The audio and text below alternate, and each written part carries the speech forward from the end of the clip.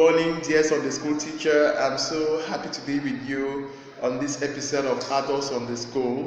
Our lesson today is titled Call to Stand Firm, and it is coming from the book of Ephesians chapter 6 from verse 10 right down to about 19 to 20. Our objective is to list and explain the components of God's armor in a spiritual warfare. One of the things I want us to understand is this: we are in a spiritual warfare on a daily basis. But as Christians, it is important to understand who we are fighting against, who is the target. And so when you look at Ephesians chapter 6, verse 12, verse 13, the target is clearly mentioned there in verse 12. I think verse 12 to 13, you see the target is the war is not against flesh and blood, but it's against principalities and powers, against principalities and powers and the leaders of darkness. So it's important for us to understand who the target is, because if you don't know who the devil is, or if you don't know who the target is, you may be fighting a wrong person. And so the devil, some of us always think that the devil is invisible, but the devil is in your telephone. It could be in your laptop, it could be on the television, it's everywhere around us. And so how do you go about fighting the devil if you do not know who the target is? So Apostle Paul comes in to tell us that how do we get ourselves engaged in a spiritual warfare? The first thing is to put on the armor of God. So this battle, Jesus Christ fought this battle long ago and won this battle against the devil. So we do not fight a spiritual warfare by our strength, but we rely on the Spirit of God and the strength of God to fight the devil. Our job is just to put on the armor of God. Now that we have to put on the armor of God, it is important for us to understand the meaning of armor and its components. The first thing is that Apostle Paul used a metaphor, that is a military metaphor, to help believers understand what it means to put on the armor of God. And he used this metaphor because at the time, Roman soldiers were very efficient and they would use their armor to go into war and succeed. What are the components of God's armor that we need to put on to resist the devil? The first component Apostle Paul mentions is the belt of truth. You know that the weapon of the devil is lies.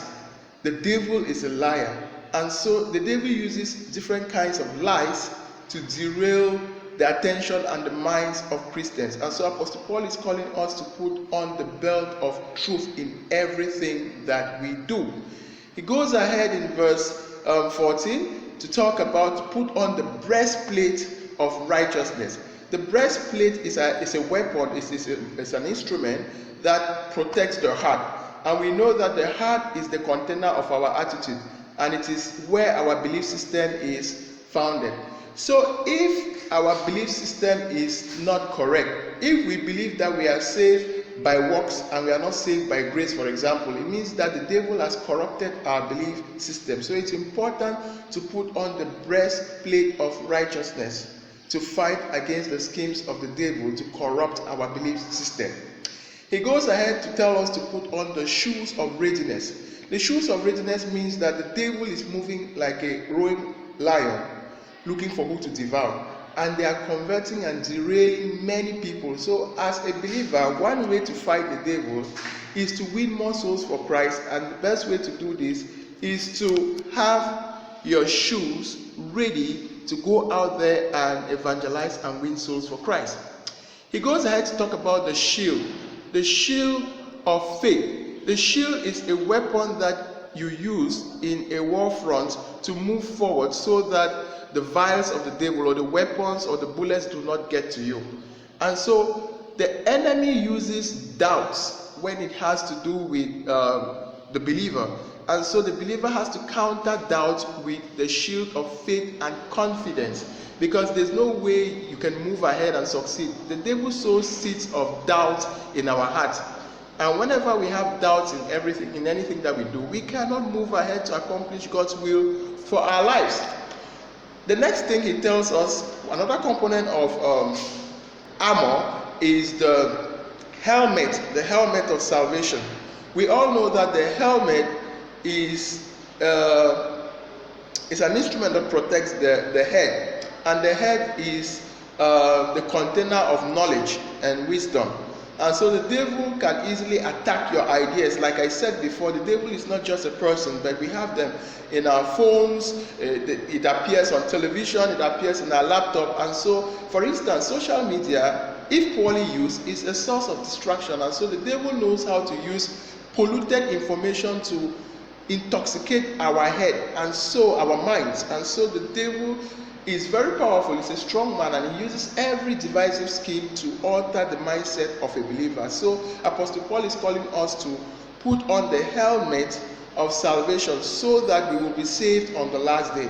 And finally, he talks about the sword of the Spirit, which is the word of God. The word of God is a powerful weapon, the sword that kills the devil. Jesus used the word of God to fight the devil in the wilderness. And so one of the most powerful weapon is to study the word of God and to dwell in the word of God as a weapon that you will carry along on a daily basis to withstand the devil.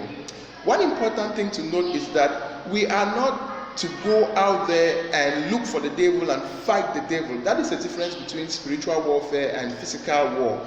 In the spiritual warfare, we resist or we withstand the devil, because the devil is everywhere. You can't go looking for the devil. The devil is moving like a roaring lion, looking for who to devour. So you don't waste your time looking for the devil to fight, but you resist the devil, as Apostle Paul mentioned. Above all, the most important thing, Apostle Paul ends up by saying that we should pray for one another.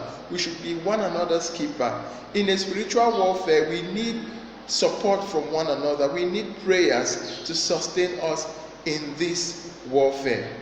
If you did enjoy this video, do not hesitate to subscribe in the button below, and you will get more updates of my Sunday school lessons. And I encourage you to share it with other Sunday school teachers. My name is Shea Jini. It was nice being with you. Thank you very much.